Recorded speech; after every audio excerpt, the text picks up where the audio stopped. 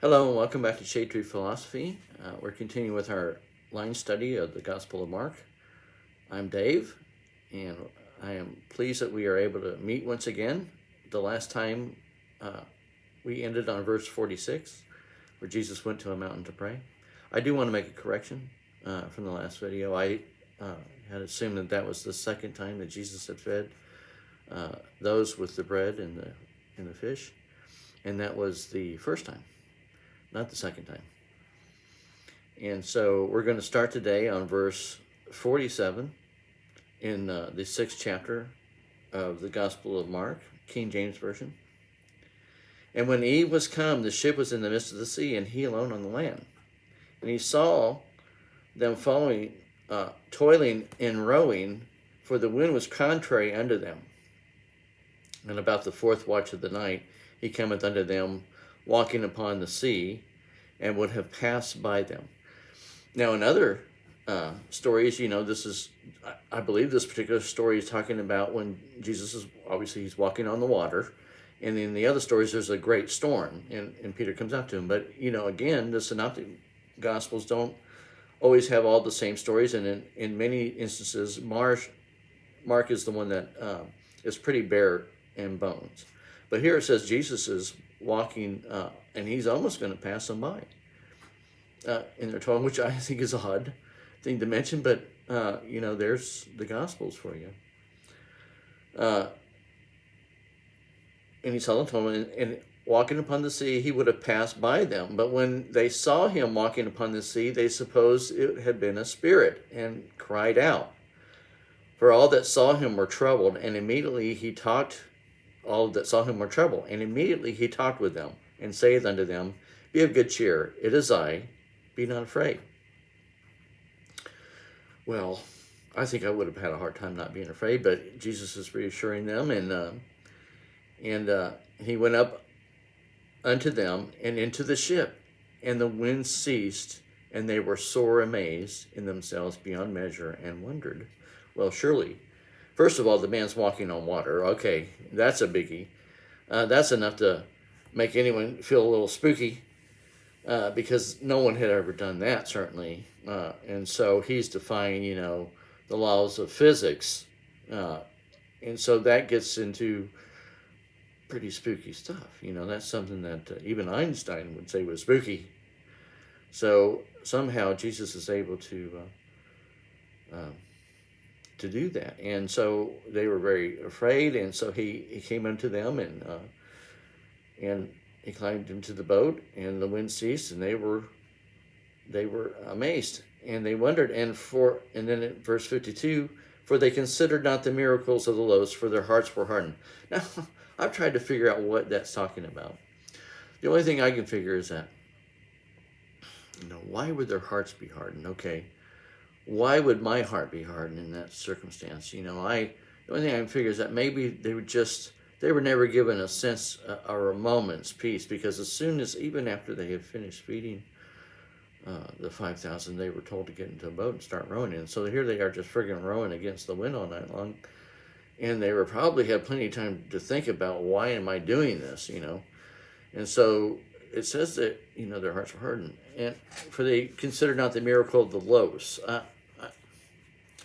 Maybe their minds weren't focused on what was going on here. And so they weren't thinking about the loaves. They were just thinking about their toil and hardship on that lake all night. And so maybe that's what they were thinking. Maybe they were just fed up. Maybe they were tired of waiting tables. Maybe they were just, a lot of times being called to do Christian service is, a stretch, and it pushes us in ways that we don't like. And so we become grumpy, and we find ourselves being, less than amicable to those who may be treating us even well. We're just, already predisposed to our machinations and the things we've been thinking about that's just, aggravating us. All right. And when they had passed over, they came into the land of Gennesaret. and drew to the shore. And when they had come out of the ship straightway, they knew him. So here they are back on the shores of Gennesaret, and I think this is on the side of anyway, I think this is on the Jewish side of the lake, not the 10 cities side, but I could be wrong. And when they had come out of the ship straightway, they knew him, and ran through the whole region round about, and began to carry about in the beds that those that were sick, where they heard he was. And whithersoever he entered into a village or city or country, they laid the sick in the streets, and besought him that he might touch, if it were but the border of his garments, and as many as touched him were made whole. Now, Jesus is a physician, but he's more than that, right? These people are reaching out in faith. They're reaching out in desperation as well. So, God has having compassion here. He's not asking for their unbridled faith. I think that faith is required because they know that he is a healer. But God's having compassion. He's not asking them to necessarily just believe everything he says. Jesus hadn't died on the cross yet. And so Jesus' work wasn't done, but yet he's having compassion on these people well before he had finished everything that would have brought about, the Spirit working in our lives and changing us and all those things that he knew would come about through his good work. But he's still having compassion on these people and bringing them to wholeness, if not spiritually, physically. So that's the end of chapter 6, and we're going to go into Mark 7.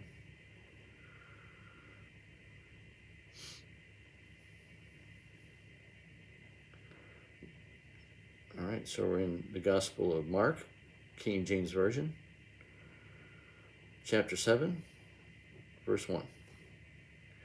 Then he came unto him the Pharisees and certain of the scribes, which came from Jerusalem. Now, let's just stop there. Okay, the Pharisees we've talked about. The Pharisees are kind of the they're not a ruling class of people. They're kind of the middle class, upper middle class people that had the greatest influence on the people. They were businessmen. They were devout people. They had a lot of contact, a lot of influence with the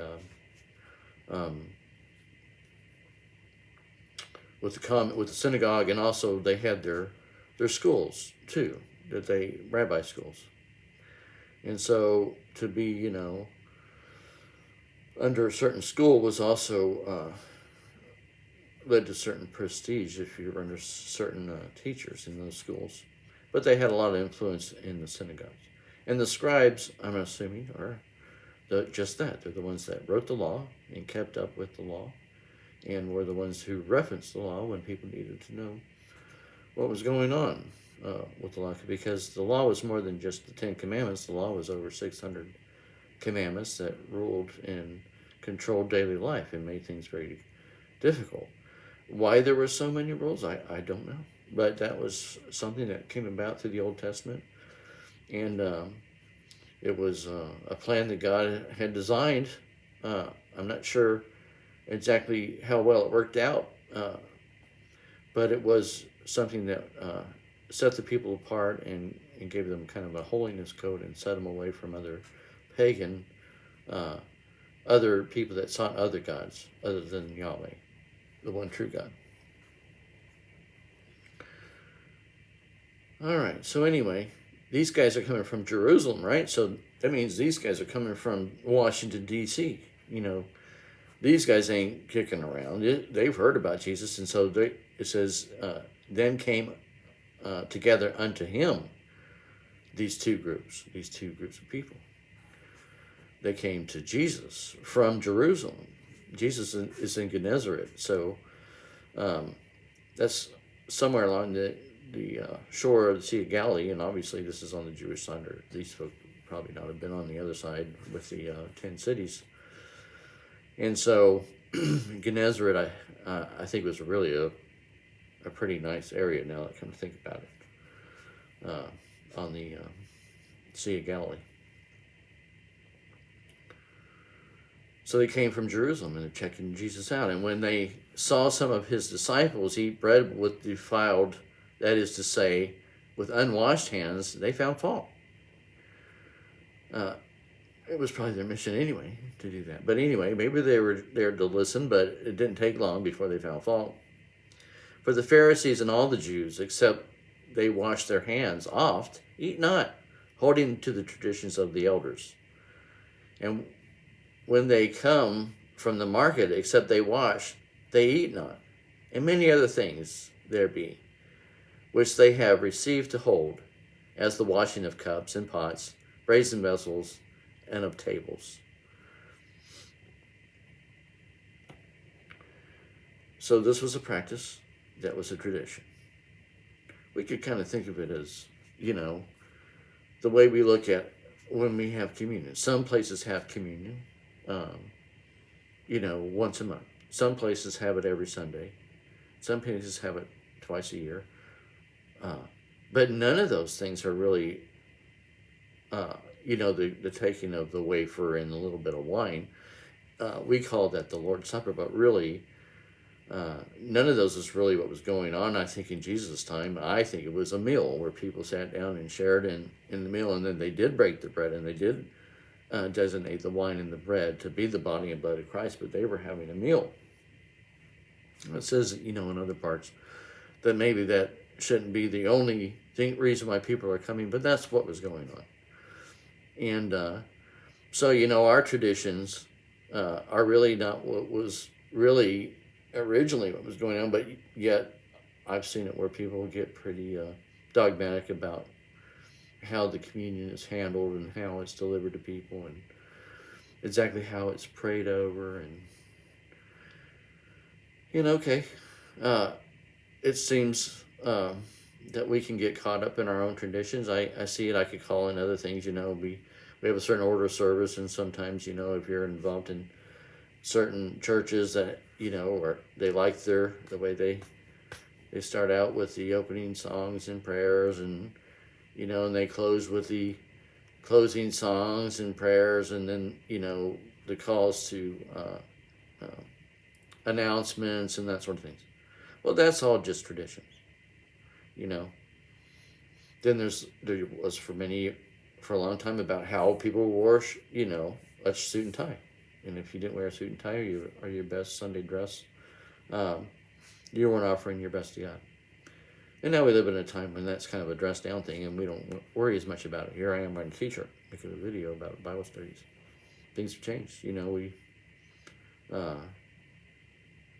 Televangelists, and if this is what this is, they're always big, nice diamonds and dripping in diamonds and combing their hair funny. But, I'm here to seek the truth, so I'm not here seeking fortune.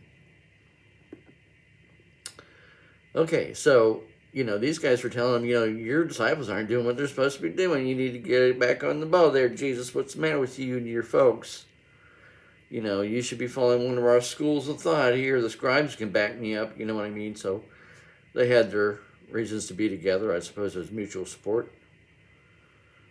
And he asked and said unto them, well, hath Esaias prophesied, the Pharisee and the scribes asked him, why walk not the disciples according to the traditions of the elders, but eat bread with unwashed hands? And he answered and saith unto them, well, hath Esaias prophesied of you hypocrites, as it is written, this people honoreth me with their lips, but their hearts are far from me. Howbeit in vain do they worship me, teaching for doctrines the commandments of men. For laying aside the commands of God, ye hold the tradition of men, as the washing of pots and cups, and many other such things ye do. And he saith unto them, full well ye reject the commands of God, that ye may keep your own tradition. For Moses saith, honor thy father and thy mother, and whosoever curseth father or mother, let him die the death. But ye say, if a man shall say to his father or mother, it's Corban, that is to say, a gift, by whatsoever thou mightest be profited by me, he shall be free. And ye suffer him no more to do aught for his father or his mother. So here these guys are throwing out tradition towards Jesus, and Jesus is kind of like a mic drop on him, because he grabs it back and he says, "Whoa, wait a minute now. You're teaching for doctrines, that are of God, life and death things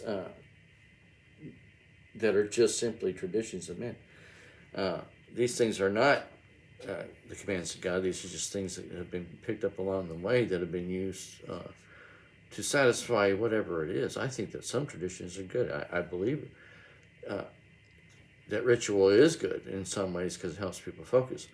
But, when ritual, or, even an example would be our collection of scriptures, people, I've had folks, and including myself, think that, the Bible, as being the Word of God, is somehow this immaculate, spiritual, holy relic that has the power of the way we looked at Indiana Jones and the Ark of the Covenant.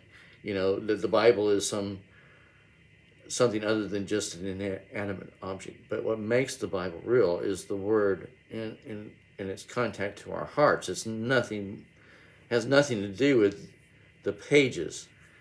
But yet, there are traditions that would say, we should only turn the pages with, something that doesn't dirty the print, or put our spit or any of our parts of our body against something that is holy. And, again, these things are taught as commands, but they're just traditions, and they don't hold the same weight. Well, here it finally ends up there. He's talking about something called Corban. Well, Corban is just an oath made to God. And I guess at the time, I do know that one of the 10 Commandments is honor your father and mother. Right? We know that.